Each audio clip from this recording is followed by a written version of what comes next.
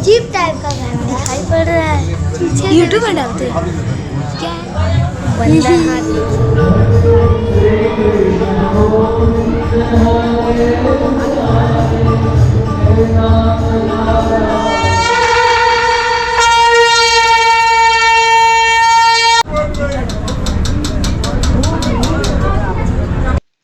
নমস্কার, সকলকে স্বাগত জানাই আমাদের নতুন পর্বে। পড়ন্ত বিকেল আর ডুবন্ত সূর্যকে সামনে রেখে এগিয়ে চলেছি আমাদের আজকের গন্তব্য বঙ্গেশ্বর মহাদেব মন্দির দর্শনে। বিধাননগর স্টেশনের সামনে থেকে অটো নিয়ে পৌঁছে গিয়েছিলাম আইড়িতলা লঞ্চঘাট। সময় লেগেছিল মিনিট 15 মতো। সেখান থেকে লঞ্চে করে আমাদের যেতে হবে শালকিয়া লঞ্চঘাট। সময় লাগবে 5 থেকে 7 মিনিট। বড়ই বিচিত্র এই আইড়িতলা। যতবারই দেখি ততবারই অবাক হই। আগে ভূতনাথ মন্দিরে যতবার গিয়েছি ততবারই প্রায় দূর থেকে দেখেছি পশ্চিমবঙ্গ তথা কলকাতার সব থেকে বৃহৎ এই শিবমূর্তি বঙ্গেশ্বর মহাদেব মন্দিরের সামনেই যার অবস্থান। এই আইড়িতলা ঘাটেও নানান বৈচিত্র্য লক্ষ্য করা যায়। এর একদিকে অবস্থান করছেন প্রাচীন এবং জাগ্রত বাবা ভূতনাথ, ঠিক তার কিছু দূরেই আবার রয়েছে নিমতলা মহাশ্মশান। একদিকে যেমন মানুষ আসছেন বাবা ভূতনাথকে নিজের মনের কামনা বাসনা আকাঙ্ক্ষা জানানোর জন্য, ভক্তি প্রদর্শনের জন্য, আবার ঠিক তার কিছুটা দূরেই মানুষ পুড়ে ছাই হয়ে যাচ্ছে। আমরা এখন রয়েছি আইড়িতলা খেয়াঘাটের একেবারে সামনে। এই যে রাস্তাটা দেখছেন, এই রাস্তাটা ধরে সোজা এগিয়ে গেলে আপনারা পৌঁছে যাবেন বাবা ভূতনাথ মন্দিরের একেবারে সামনে। আর এই রাস্তাটা ধরে ঠিক ডান দিক ধরে দেখতে থাকবেন, কিছু দূরেই আপনি পেয়ে যাবেন আইড়িতলা খেয়াঘাট। এই যে দেখতে পাচ্ছেন এই খেয়াঘাটের এই বোর্ড পোস্টার, এর ঠিক সামনেই রয়েছে টিকিট কাউন্টার। এখান থেকে লঞ্চ পার হয়ে আমাদেরকে যেতে হবে শালকিয়া লঞ্চঘাট। টিকিট মূল্য 8 টাকা। সেই টিকিট কাউন্টার থেকেই জানতে পারলাম প্রতি 10 থেকে 15 মিনিট অন্তর অন্তর এখান থেকে লঞ্চ ছাড়ে এবং রাত্রে শেষ লঞ্চ ছাড়ে ঠিক 9:30টায়। এক অপরূপ মুহূর্তের সাক্ষী হলাম এই আইড়িতলা লঞ্চঘাট থেকে। গ্রীষ্মের পড়ন্ত বিকেল, ডুবন্ত সূর্য এবং গঙ্গার পার, অসম্ভব সুন্দর একটি মুহূর্তের সাক্ষী রইলাম সেই দিন। এই যে দেখতে পাচ্ছেন আমাদের লঞ্চ চলে এসছে এবং আগত যাত্রীরা আস্তে আস্তে নামতে শুরু করেছেন। সবাই নেমে গেলে একটু খালি হলেই উঠে পড়লাম লঞ্চে। এই লঞ্চ ঘাটের সামনে থেকেই সুবিশাল মহাদেবের মূর্তির বেশ কিছু দৃশ্য দেখা যাচ্ছিল, সেই সাথে পাল্লা দিয়ে বাড়ছিল কৌতূহল। সময়ের সাথে সাথে এই লঞ্চ পরিষেবা খানিকটা বেশ উন্নতই হয়েছে বলতে গেলে। আগে এতটা উন্নত ছিল না, বেশ কিছু বছর আগের কথা বল। লঞ্চে উঠে অপেক্ষা করতে লাগলাম কখন লঞ্চ ছাড়বে। তারপর বেশ কিছু যাত্রী উঠে লঞ্চটা যখন প্রায় পরিপূর্ণ হয়ে পড়ল, তখন লঞ্চ এগিয়ে চলল আমাদের গন্তব্যের দিকে। মা গঙ্গাকে সাক্ষী রেখে প্রণাম করে এগিয়ে চললাম বঙ্গেশ্বর মহাদেব দর্শনে।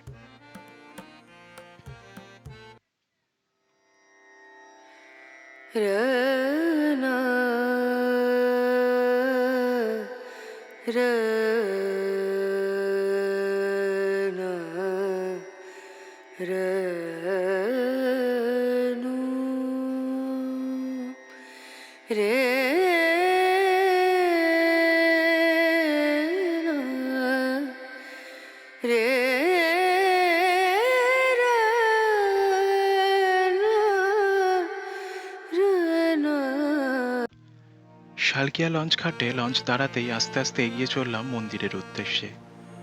লঞ্চ ঘাটের ঠিক সামনেই আপনারা দেখতে পাবেন সারি সারি রিক্সা এবং টোটো দাঁড়িয়ে আছে।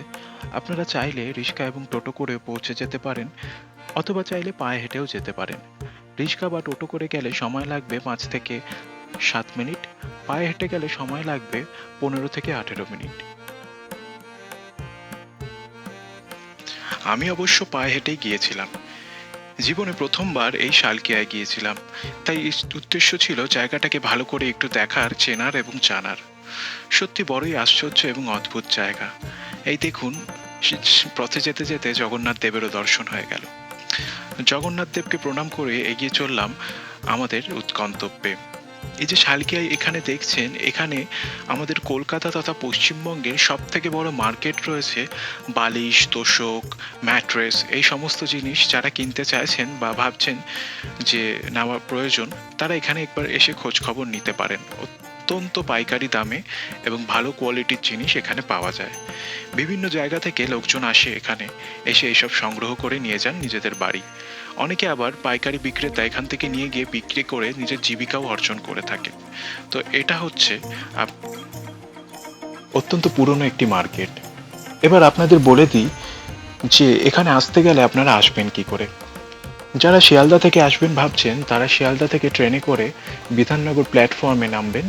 বিধাননগর প্ল্যাটফর্মে 4 নম্বর যে প্ল্যাটফর্ম রয়েছে, তার যে টিকিট কাউন্টার, তার সামনেই রয়েছে অটো স্ট্যান্ড। সেখান থেকে আপনারা অটো করে আইড়িতলা লঞ্চঘাট চলে আসুন এবং ঠিক আমি যেভাবে আসলাম, লঞ্চে করে আসতে হবে আপনাদের শালকিয়া লঞ্চঘাট। সেখান থেকে পায়ে হেঁটে বা অটো টোটো যেটা আপনাদের সুবিধা হয়, সুবিধা মতো আপনারা পৌঁছে যাবেন মন্দিরের সামনে। এবার কেউ যদি হাওড়া থেকে আসতে চান, হাওড়া থেকে আসার এখানে অনেক বাস রয়েছে। আপনাদের পছন্দসই গণমাধ্যম বেছে নিয়ে পৌঁছে যান মন্দিরের সামনে। যারা হেঁটে আসবেন তাদের জন্য বলে রাখি, যে রাস্তাটা দেখছেন এই চারমাথা মোড়, শালকিয়া গঙ্গাঘাট থেকে সোজা হেঁটে এসে এই চারমাথা মোড় থেকে ঠিক বাঁদিকে, ঠিক এই যে অটোটা দাঁড়িয়ে আছে এই দিক দিয়ে সোজা হেঁটে গেলেই মিনিট 7-8 মতো আপনারা পৌঁছে যাবেন একেবারে মন্দিরের সামনে। তো চলুন মন্দিরের সামনে গিয়ে দেখা হচ্ছে। এই যে আমরা এখন চলে এসেছি মন্দিরের সামনে, এই মন্দিরের মূল প্রবেশদ্বার। এবার এই মন্দির সম্পর্কে কিছু তথ্য জেনে নেওয়া যাক। 1953 সালের 12 ফেব্রুয়ারি শিবরাত্রির দিন তৎকালীন মুখ্যমন্ত্রী বিধানচন্দ্র রায় এই মন্দিরটি উদ্বোধন করেছিলেন। বহু বছর কেটে গেলেও শিবরাত্রির জৌলুস কিন্তু একটিও কমেনি। বর্তমান সময়েও ধুমধাম করে অতি উৎসাহের সঙ্গে পালন করা হয় শিবরাত্রি। এই মন্দিরে রয়েছে আমাদের ভারতবর্ষের যে 12টি জ্যোতির্লিঙ্গ, সেই 12টি জ্যোতির্লিঙ্গের একটা রেপ্লিকা মডেল আপনারা দেখতে পাবেন। তাছাড়াও দেখতে পাবেন এখানে বিরাজমান বাবা বঙ্গেশ্বর মহাদেবের শিবলিঙ্গ। যতই মহাদেবের কাছে এগিয়ে যাচ্ছি, মনে ততই উদ্দীপনা বাড়ছে, আগ্রহ ততই বাড়ছে। প্রায় চলে এসেছি একেবারে সামনেই। এই সুবিশাল মন্দিরটি অত্যন্ত পয় পরিষ্কার এবং সাজানো গোছানো। গরমকাল সবে পড়েছে, গ্রীষ্মের এরকম এক বিকেল, গঙ্গার পার, তার সাথে মহাদেবের মন্দির এবং ডুবন্ত সূর্য, সত্যি পরিবেশটার মাধুর্যই বদলে দিয়েছিল। এই মন্দির প্রাঙ্গণের চারিপাশে দেখলাম সুবিশাল বেশ কিছু আবাসনও গড়ে উঠেছে, খুব একটা পুরনো বলে মনে হয় না। মন্দিরের এইদিকে রয়েছে একটি বইয়ের দোকান, যেখান থেকে আপনারা মহাদেব সম্পর্কিত বিভিন্ন বই পেয়ে যাবেন। আর এই মন্দিরের প্রবেশপথের এই দুদিকে রয়েছে সুন্দর সারিবদ্ধ সাজানো বাগান, অত্যন্ত সুন্দর দৃশ্য। সত্যি মন ভরে যায় এই দৃশ্য যতই দেখি।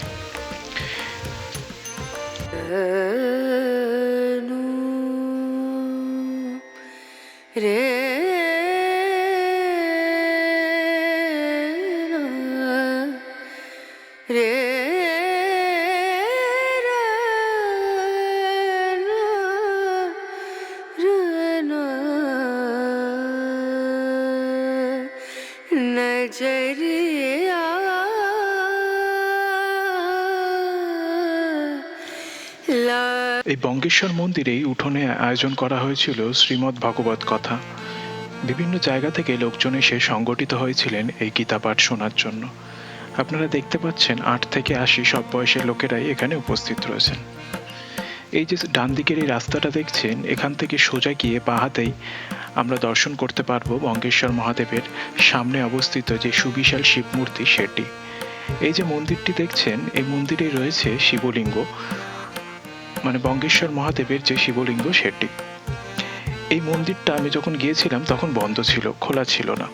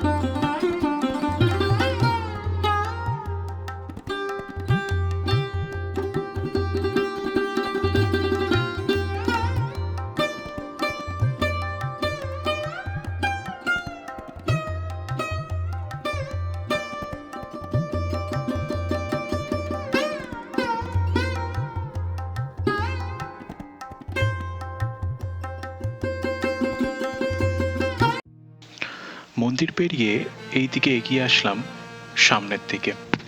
এইদিকে দেখতে পাবেন একটা ছোট্ট পার্ক মতো রয়েছে, যেখানে যদিও প্রবেশ নিষেধ, তবুও এই বাচ্চাটি খেলা করছে এবং বেরোনোর চেষ্টা করছে। এখান থেকে বেরোতে না পেরে দৌড়ে ছুটে পালিয়ে গেল ওইদিকে। আর যে এই চাতালটি দেখছেন, এখানে বসে গঙ্গার সুদারুণ দৃশ্য অনুভব করা যায়, তার সাথে অনুভব করা যায় গঙ্গার হাওয়া। এই গ্রীষ্মের বিকেল, তার সাথে গঙ্গার হাওয়া, এক অদ্ভুত কম্বিনেশন।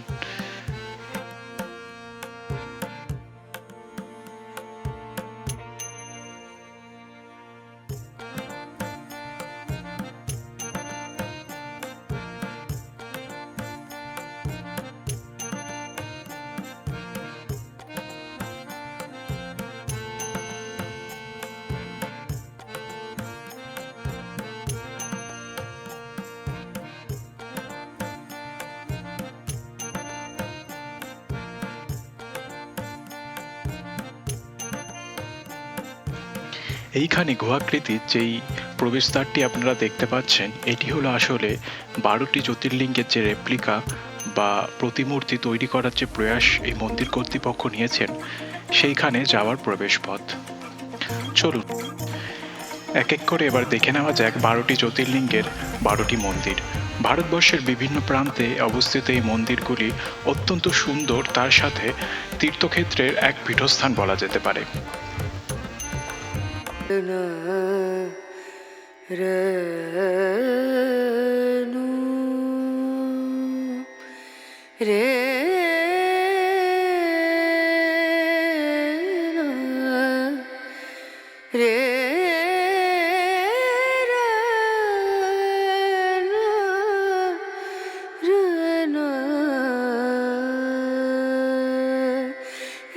नजरिया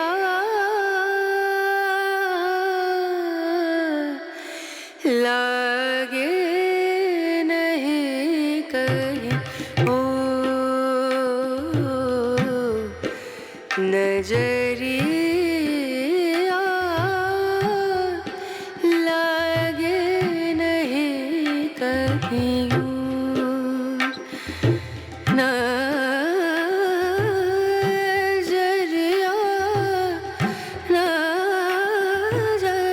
नजरिया लागे नहीं कहीं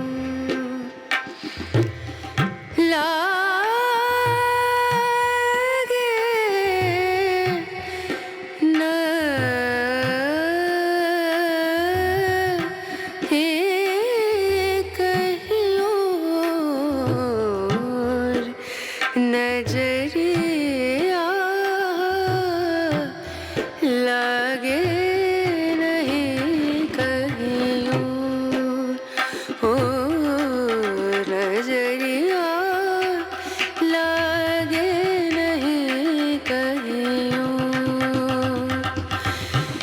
नजरिया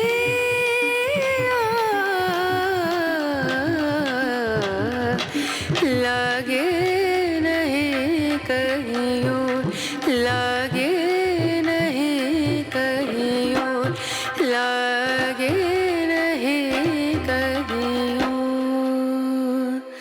ओ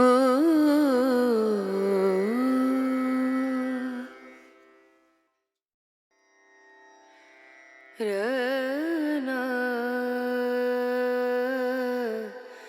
रना रनु रे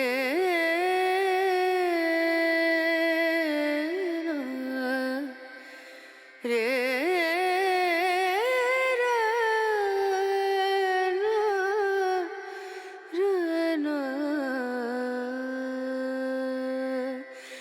नजरिया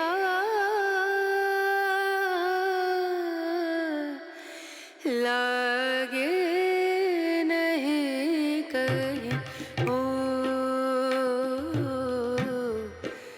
नजरिया लागे नहीं कहीं नजरिया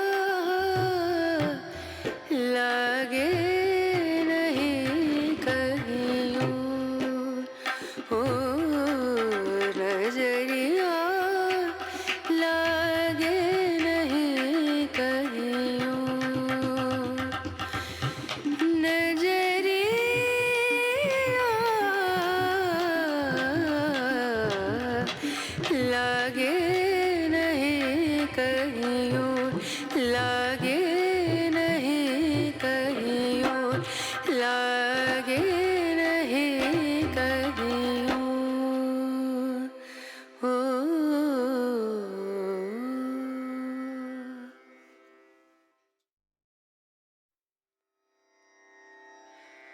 रना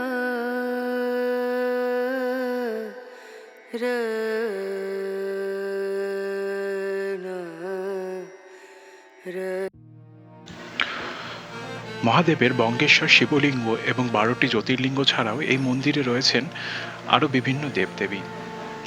এই মন্দিরে আপনারা একাধারে দেখতে পাবেন মহাদেবের সাথে সাথে রাম সীতাও অধিষ্ঠান করেছেন। চলুন দেখে নেওয়া যাক এই মন্দিরের কিছু দৃশ্য।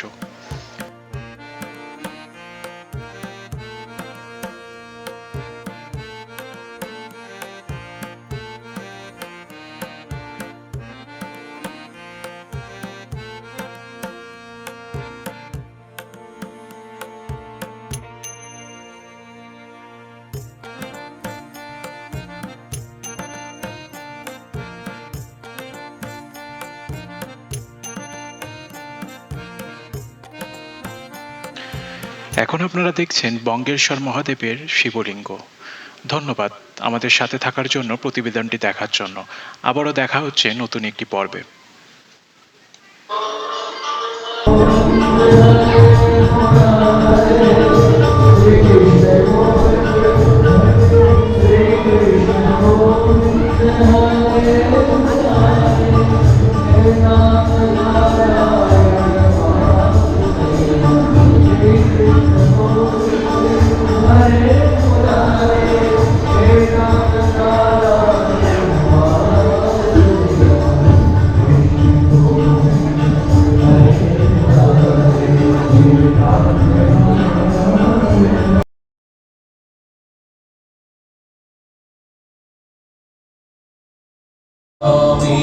बोली धर्म की जय, अधर्म का प्राणियों में विश्व का गौ माता की जय, गौ हत्या गौ माता की जय, सत्य सनातन धर्म की जय, भारत माता की जय, गैया मैया की जय, गंगा मैया की जय, अपने अपने माता पिता सतगुरुदेव भगवान की जय, श्री वृंदावन बिहारी लाल की जय। दोनों हाथों को जोड़े एक बार।